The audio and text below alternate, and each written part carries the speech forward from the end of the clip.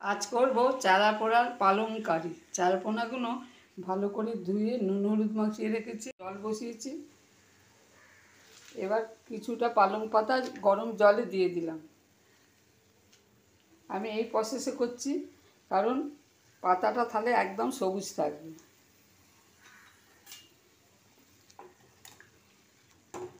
জলটা ফুটছিল, পালং পাতাটা দিয়ে দিলাম।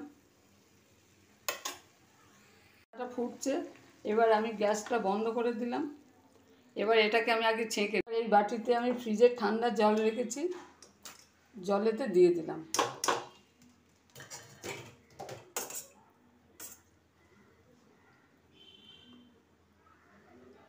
তাহলে এই যে কালারটা একদম এরকমই থাকবে। এটা 2 মিনিট রেখে ছেঁকে নেবো। ঠান্ডা জল থেকে তুলে ছেঁকে নিয়েছি। তেলটা গরম, কড়াইতে তেল দিয়েছি। তেলটা গরম হলে আমি মাছগুলো ভেজে নেব। তেল গরম হয়ে গেছে, এবার আমি মাছগুলো তুলে দেবো একটা একটা করে। একটা পিঠ মাছ হয়ে গেছে, আবার উল্টে দিলাম। আমার সব মাছ ভাজা হয়ে গেছে। এবার এই মাছের তেলেতেই আমি দিয়ে দিলাম একটু কালো জিরে আর রাঁধুনি। আমার ফোড়ন গরম হয়ে গেছে, এবার দিয়ে দিলাম 3টে কাঁচা লঙ্কা। এবার দিয়ে দিলাম একটা টমেটো।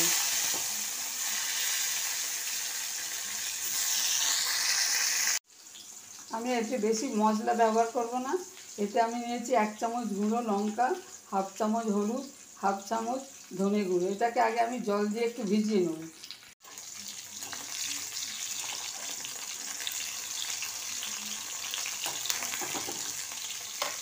টমেটোটাকে আমি গালাবো না, টমেটোটা গোটা গোটাই থাকবে। এবার এতে দিয়ে দেবো মশলার যে জলটা।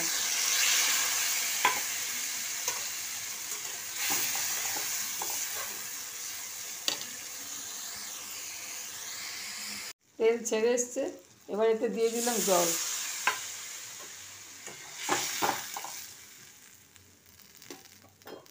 ঝোলটা ফুটছে, এবার এতে দিয়ে দিলাম মাছ আর পালং শাকটা। আঁচটা কম করে দিলাম।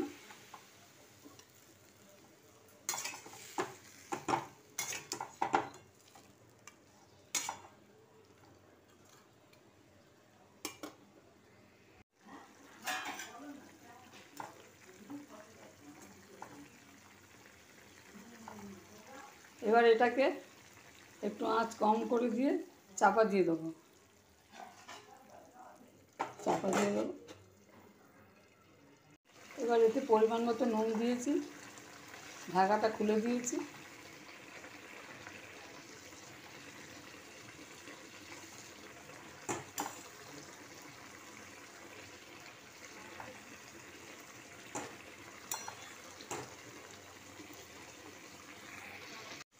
আমার মাছ হয়ে গেছে। এবার এতে একটু সর্ষের তেল দিয়ে মাছটাকে নামিয়ে নেব।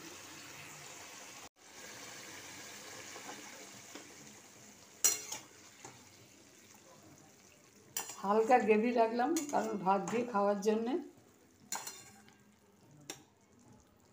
চারা পোনার পালং কারি আমার রেডি। যদি এই রেসিপি ভালো লাগে শেয়ার করবেন, সাবস্ক্রাইব করবেন।